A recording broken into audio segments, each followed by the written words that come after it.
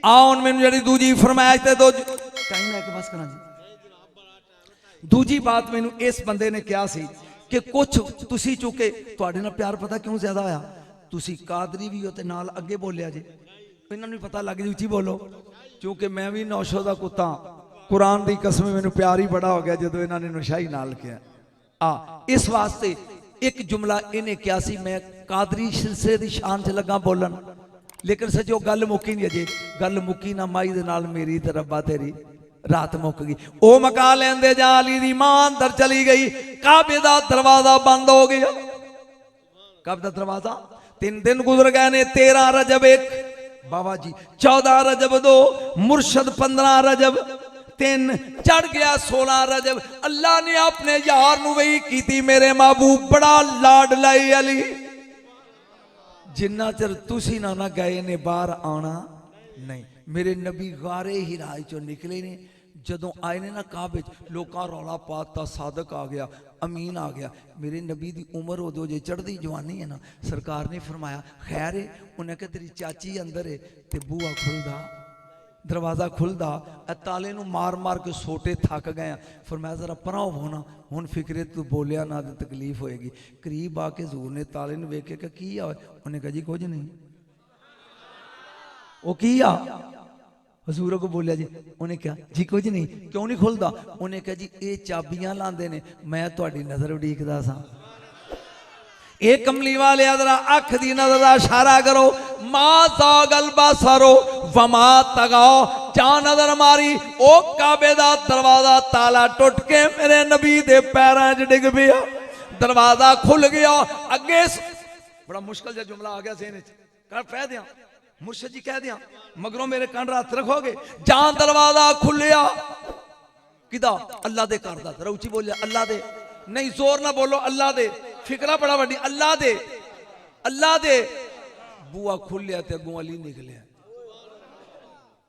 घर वालियो नजरे अल्लाह न्याज़े हुसैन को दियो। अंदरों काका निकलदा ते खैर पांदा, रब दे घर दी कुंडी खड़काइए, अंदरों अली निकलदा है। जा मौला कायनात निकले बाहर, मेरे नबी ने फरमाया चाची मुबारक होवी।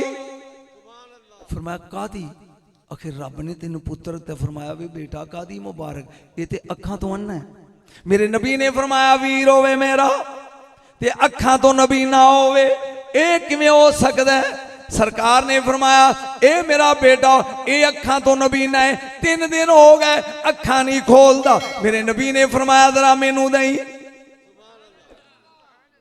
मुर्शद की जुमला है थे, जान नबी ने हथा च चुकिया ना, अली दे नक विच खुशबू गई है नबूवत दी, आवाज नहीं, अखां खोल लिया। नबी ने फरमाया खैर है पहला क्यों नहीं खोलिया, तेरी सुनी हुई गल है। अंज हस करके ना इंज वेख के कहन लगे, अल्लाह नाल वादा करके ऐसा जाना तेरे घर च, ते पहली अख वेखना तेरे यार नूं है। मैं अख खोल लई है।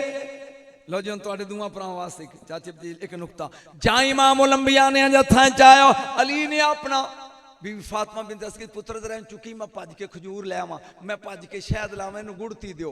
मेरे नबी ने कहा ना चाची इनू इहो जी गुड़ती देंगा ना अज तक किसी ने दिती ते ना कोई क्यामत तक देगा।